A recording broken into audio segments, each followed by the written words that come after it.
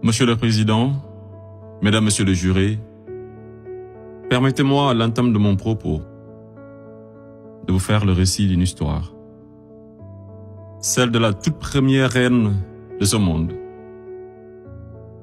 Une reine d'une beauté légendaire, au cœur pur et généreux, à qui la nature avait fait don de richesses inestimables. Ses enfants étaient nombreux, de vrais génies qui firent la découverte des mathématiques, inventèrent l'écriture, l'art, la médecine, l'architecture et tant d'autres sciences qui ont tracé les prémices du futur.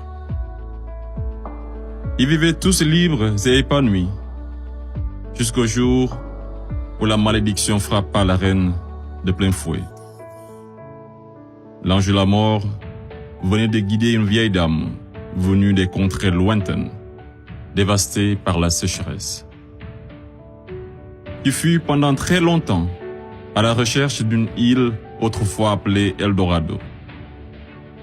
Elle parvint enfin à déposer ses valises aux portes de cette île aux multiples trésors cachés, accompagnée de ses enfants les plus assoiffés, puis songea à construire un cheval de Troie qui sera offert en signe d'amitié, et lui fit don également de nombreux présents, parmi lesquels une boîte de Pandore.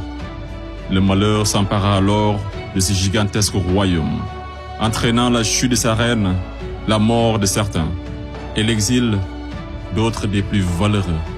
Ce fut l'effondrement d'une civilisation qui aura duré des décennies, une histoire plagiée et falsifiée. Fin de l'histoire. Monsieur le Président, je mesure combien il est difficile pour un jeune avocat d'Afrique, sans aucune expérience et qui n'a nulle connaissance des affaires géopolitiques, de plaider pour la mère Afrique contre l'une des mafias les plus dangereuses au monde, la France-Afrique. Cependant, quoique trop inférieur à mes adversaires, j'ose espérer que je serai tout de même en mesure de vous exposer clairement les faits, afin que vous n'ignoriez aucune partie de l'objet sur lequel vous êtes appelés à vous prononcer. Je vous prie alors de m'écouter avec bienveillance. Mesdames, Messieurs les jurés, vous n'êtes pas sans savoir que l'Afrique a été réduite à 400 ans d'esclavage, à 250 ans de colonisation. Et aujourd'hui encore, l'Afrique est sous la domination de ces délinquants, ces va-t-en-guerre, criminels en col blanc, ces salauds et mafieux de la pire espèce. Objection! Objection rejetée. Modérez votre langage. Désolé, Monsieur le Président. Le plus grand mal de l'Afrique, je n'ai pas peur de le dire, c'est les multinationales françaises, telles qu'Areva, Bouygues, Bolloré, Total et consorts, qui se cachent souvent derrière les dirigeants français, dont elles financent les campagnes. Et en contrepartie, ces derniers sont tenus de mettre la pression sur certains dirigeants africains, qui, de peur de finir comme un Thomas Sankara, ou un Sylvanus Olympio, ou encore un Muammar Kadhafi, pour ne citer que cela, se voient contraints de leur accorder le plus gros marché, sans passer par aucun appel d'offres, sans oublier toutes les mallettes d'argent qui sont envoyées en direction de l'Élysée, pendant que les pauvres Africains crèvent de faim dans les quartiers délabrés. Et on s'étonne de voir de jeunes Africains désespérés s'embarquer sur un navire de fortune à la quête d'une vie meilleure. Et je vous assure qu'ils sont nombreux parmi ces jeunes à avoir tenté toutes les voies et moyens légaux, mais en vain. Pendant ce temps, la France et l'Union européenne se font des fortunes derrière leur business le plus lucratif, les demandes de visa Schengen, qui sont pour la plupart rejetées sans aucun motif valable. Monsieur le Président, avant que je n'oublie, permettez-moi de poser une question à la France-Afrique. Parmi tous les leaders africains morts assassinés, pouvez-vous nous citer ne serait-ce qu'un qui fut réputé un grand ami de la France? J'imagine qu'il n'y en a pas eu. Mesdames, Messieurs les jurés, je vous laisse juger. Monsieur le Président, j'accuse la France-Afrique, de crimes contre l'humanité, de crimes d'agression, de crimes économiques et d'avoir été derrière des crimes de génocide. La plupart des dirigeants français sous la Ve République me rappellent des propos d'un homme sage qui disait, je cite, « Les postes éminents rendent les grands hommes encore plus grands et les petits hommes encore plus petits. » Fin de citation. Et le pire d'entre eux, c'est ce nain assassin de Sarko. Ce trafiquant d'influence, connu pour sa mégalomanie, l'homme aux scandales multiples, Bettencourt, Tapi, Kadhafi et j'en passe. Ce criminel contre l'humanité, toujours en liberté, qui se la coule douce derrière les mélodies de la brune, alors que sa place se trouve à la haie. Vous lui direz que malgré tous ces mensonges, avec la complicité de certains médias, que le monde entier, et les Africains en particulier, connaissent toute la vérité sur les véritables raisons de l'assassinat de Kadhafi, sous les applaudissements de Bernard-Henri Lévy, et sur la chute orchestrée de Laurent Gbagbo, qui aurait commis un crime de lèse-majesté en voulant tout simplement ouvrir son pays à la concurrence internationale, en exprimant aussi sa volonté d'établir un rapport d'égal à égal avec la France, et en souhaitant revoir le contrat qui liait son pays à l'entreprise Bouygues. Bouygues, du fameux Martin Bouygues, un ami intime de Sarko, par ailleurs parrain de son fils du nom de lui, tous les deux impliqués dans le conflit ivoirien. Ce n'est pas un hasard. Mesdames, Messieurs les jurés, ai-je besoin d'en rajouter un mot pour que vous compreniez ce jeu d'échecs qui se joue sur le dos de pauvres Africains, alors qu'ils doivent tout à l'Afrique?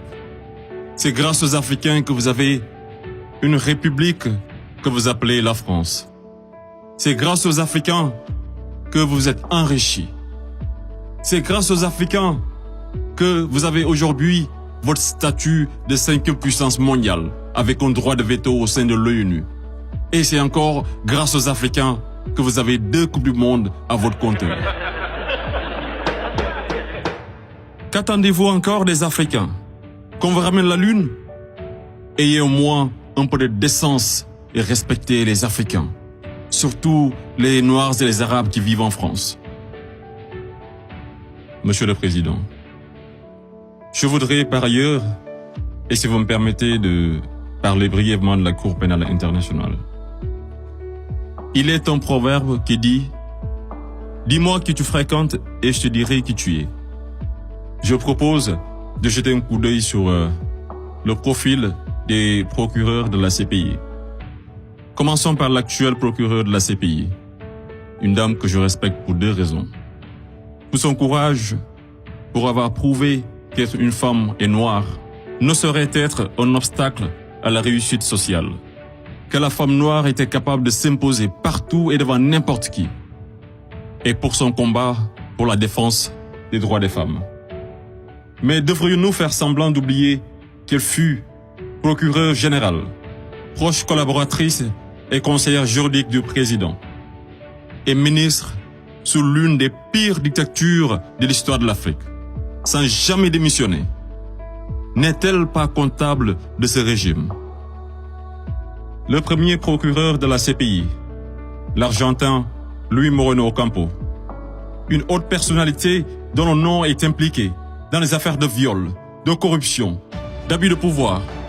Un procureur de la CPI qui détient avec son épouse des entreprises offshore dans les paradis fiscaux des îles Vierges, de Panama et de Belize. Et c'est le même type qui aujourd'hui offre ses services aux personnalités poursuivies par la CPI afin de les aider à échapper au séjour à la haie, moyennant de grosses sommes d'argent. Et tenez-vous qu'ils sont 123 pays à avoir ratifié le traité de Rome. Et sur 10 enquêtes ouvertes, 9 sont africaines. Je me pose la question à savoir, sommes-nous dans une cour pénale internationale ou africaine? Voilà une cour qui représente pour les Occidentaux un instrument d'oppression et de domination des Africains et de leurs dirigeants. C'est pourquoi l'Afrique a besoin d'une cour pénale africaine, par les Africains, rien que pour les Africains et financée par les Africains.